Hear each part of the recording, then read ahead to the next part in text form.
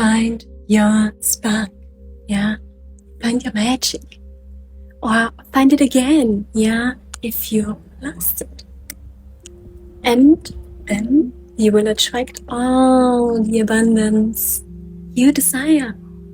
Abundance is, yeah, really a reflection of your energy and also your beliefs about yourself.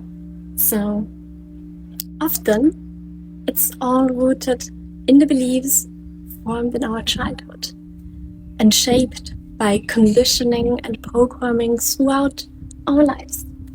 Yeah, and these beliefs are blocking you from your true abundance. Yeah, so release them. Yeah, and reclaim your magic and watch the abundance flow in.